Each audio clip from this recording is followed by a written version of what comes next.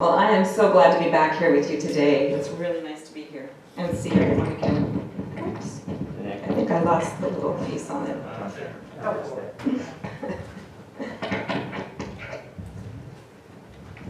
This is a reminder that I learned a long time ago, and that is to never take myself too seriously. There, is that better? Yeah. Okay, thank you. All right, so good to be here with you all today. I feel like I have just a family here that I've learned and grown in already and just want to stay connected with, so thank you. Well, I had really good intentions to inspire peace in the world. You know, I set out to do all of these things. I knew where I was going to go. I had learned about people that were heroes to me, like Gandhi, and I studied about Jesus and learned about him. I went and got a master's degree because I just wanted to really step in and do this work. I even left my job recently so that I could step more fully into my dream here. And then I open my eyes and I see the chaos all around me. My office is disorganized, my home is disorganized, my thoughts are a mess. And I just think to myself, how can I do this? Peace felt so far from reach in me. How could I inspire anything? Have you ever felt like that? Yeah. You just had something you really wanted to contribute, you felt inspired about it, and then you just feel like you are inadequate and incapable. Well, you know, that's something we can all get caught up in. So I want to share with you today some things that I've learned for myself about getting through those things. Because even when I feel discouraged, I know that's not all I have to work with. That's not all there is to me. So I'm going to tell you that there are three things. First, we're going to neutralize, then we're going to ask, and then we're going to move. Neutralize, ask, move. So when you leave today, you can remember those three things. So as soon as I recognize I'm in that state of mind, I need to take one of those long, slow, cleansing breaths. And I know we hear that a lot, but it really does work. Try it right now. You take in that breath, you get oxygen to your brain, you slow things down, and you can just feel yourself relax. It works. Physically, emotionally, all the way around, it just works. And I also know I need to clean the clutter of criticism that's coming at me. Many of these thoughts have been replaying in my head for a long time, and they didn't originate with me a lot of times. You know, there's that old thing that keeps going. I've outgrown the places I heard it from, but I'm still playing them over and over again. So like all human beings, I've taken in lots of other people's opinions and criticisms, and now it's up to me to know what to do with those things. So to find the way of peace, I can clean out those old thoughts. It also helps me to neutralize the intensity of the situation when I can name what's going on. This is fear. Good old fear. And it comes back from being afraid of failing. But, you know, I've heard lots of different acronyms for fear, and one of them is false evidence appearing real. Just don't believe it. If we don't believe it, it doesn't have to be so. You know, I talk about Louise Hay a lot because she's been such an influence on me. That's one of the places I go when I need a little pep talk in my own head.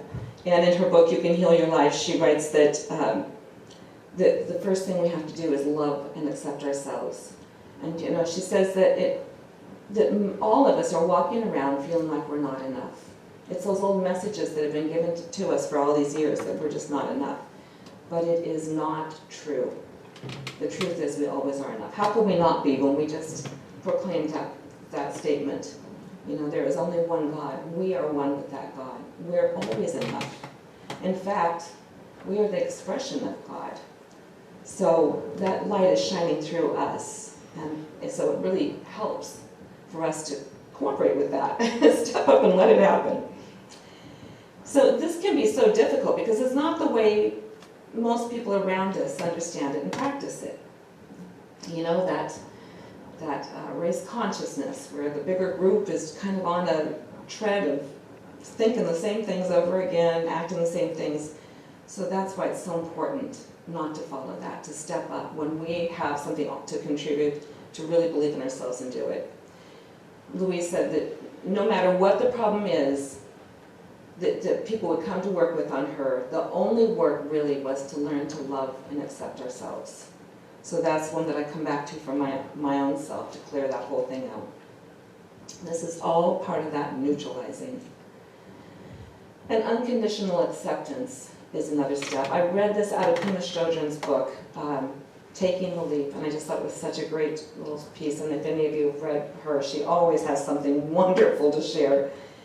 When we start to develop my tree for ourselves, which is unconditional acceptance, then we're taking care of ourselves in a way that pays off. We feel more at home with our own bodies and minds, and more at home in the world. As our kindness for ourselves grows, so does our kindness for other people. That's the magic of it. The peace that we're looking for is not peace that crumbles as soon as there is difficulties or chaos. Whether we're seeking inner peace or global peace or a combination of the two, the way to experience it is to build on the foundation of unconditional openness to all that arises. Peace isn't an experience free of challenges, free of rough and smooth.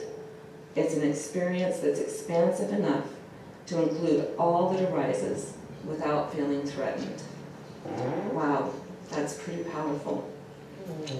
Kind of really helps me come back to, I know that. That's a nice reminder, because I do know that. You know, I live a life that stays pretty busy. I must bring that on for myself, because it just seems to go that way. And recently, a friend from the church that I had been going to, that I belong to, had called me and said that she knew someone that her husband had just passed, and he had been her driver. And she had had one cataract surgery, and she was supposed to have the other one the day that I was talking to this person on the phone, but was going to have to reschedule it. And she wanted to know if I would be able to drive her. And so these appointments were in Silverdale. So 3 days this week we've been to Silverdale and back. But I've gotten to know this woman so well over these 3 days. And she shared with me, I mean, this is just a short amount of time after her husband has passed. And you know, that's such a step, a process to go through. But she said, you know, I thought I would be devastated when he passed. She said, but you know, he loved me so well and so much that I just feel like he's still here. She hadn't lost him. And I just was so touched by her sharing that. That's such a way of experiencing and expressing that love. And so that is about neutralizing. Next, we're going to ask. So when I have neutralized the fear, then I know I can ask for help. And the first place I'm going to go to ask for help is that higher power, universe, source, Allah, whatever you want to call it. I call it God. And I just say, God, I need some help. And you know, it never ceases to fail that as soon as I say that, whether I'm in the car or what I'm doing, something happens, somebody calls me, somebody shows up, something happens that I know that I've got that help with me right now. So that has been an experience for me that I know I can count on. We can ask friends and family. I shared this with a friend of mine who went through the master's program with me, the master's in divinity that we did at Marylhurst in outside of Portland.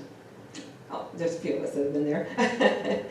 And she said, you know, it's a gift to be asked for help. I said, what did you say?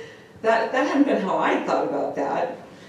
She said, it's a gift to be asked for help, that people feel valued. They have something to contribute and they've been asked now. So if it doesn't work, we can say no, but it is a gift. And I thought, it's a gift to be asked and it's a gift to ask. So, you know, we can give and receive that help for each other. So I can also ask my courageous, inspired self, because inside me is all of that connection that I already need. So I can just say, okay, Terry, if you're going to look like success here, what would that look like? How would that feel? How would you show up like that? And then when I think from that perspective, and I have an answer to that, boy, I write it down and I take it in, because that's my answer. And that's another one of those things I can ask, and I'm going to get that help. So asking is a really important step in all this. Asking is such an important part of the way of peace. And then third, we're going to move. Now that I know that I am ready to do one thing, I can move, and instead of being overwhelmed, I can figure out the one thing I can do, that I can get started on, and that I can complete. I read something in, I think it was a Guidepost magazine years ago, and this woman had lost her husband. She had young kids, she was overwhelmed, the house was a mess, and she just sat overwhelmed and not knowing what to do. And she said, oh, God, please help me, I don't know what to do. And she got this voice that just said, just do the dishes. And she just went and, okay, I can do that. Got the dishes done, and what happens as soon as you've gotten one thing done? It frees you up from that overwhelm. And now you can think and do one more thing. And as soon as one thing is completed, it's so much easier to have that momentum going. It just moves you forward. So I've started building myself a routine, so I don't have to kind of try to go through the whole process every time. I build a routine of getting up and getting back to the yoga that I was doing regularly in the past, having time for meditation, doing things to take care of myself, getting enough rest and exercise. And when that becomes a routine, I don't have to think so much about it. I did some work with positive discipline in the past, and Jane Nelson wrote that book. And it's a really wonderful, positive way for parenting. And she said, half the work is building the routine for kids. And it's that way for all of us. When the routine's in place, we don't have to work so hard to get things moving. Most of it's already going. So now little things come up. So keeping that routine going, I know, is an important piece for me. So, Mahatma Gandhi said, there is no way to peace. Peace is the way. And I'm coming to understand that I can be the peace I want to see in the world. It's simple. Peace is simple. But it's not always easy. Fear gets in the way. The fear of not being enough and letting those negative thoughts take us away. Peace comes with neutralizing, asking for help, moving into a simple action that I can accomplish. It's about having a heart for myself and for others. The way of peace comes again and again when I neutralize, ask, and move. All right. So I'm going to ask you now to just relax in your seat. And we're going to go into a little bit of meditation here. And just kind of think about how this feels to you, how it applies to things that you've experienced in your life. Take a deep breath. And let yourself find that loving place in you that is open to possibilities. And then take one more deep breath.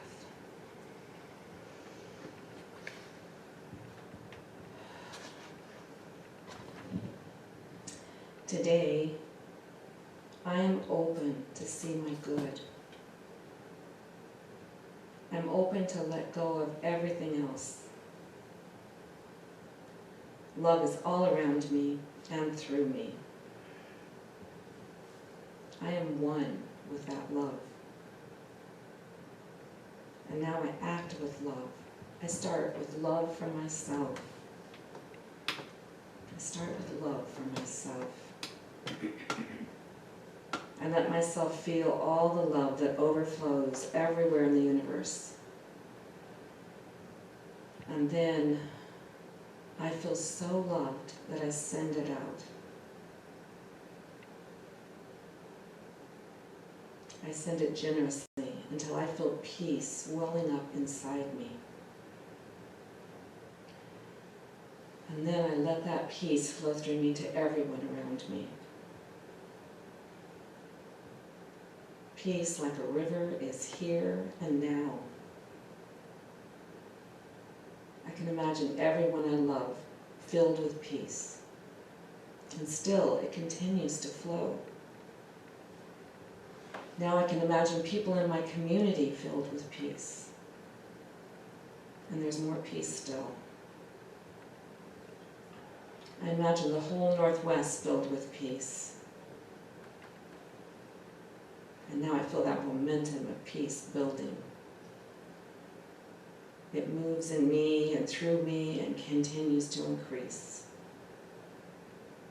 And I imagine people throughout this country filled with peace. I feel the stirring and excitement of something new, something grand. Peace continues to flow. It grows stronger in me and through me. I imagine the world filled with peace. Every man, every woman, and child is touched by this peace, filled with this peace. And as the song says, let me be a child of peace.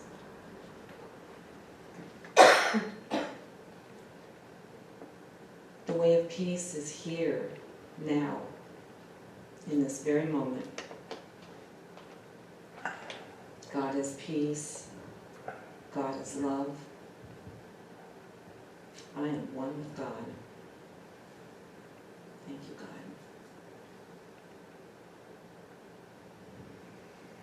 And so it is.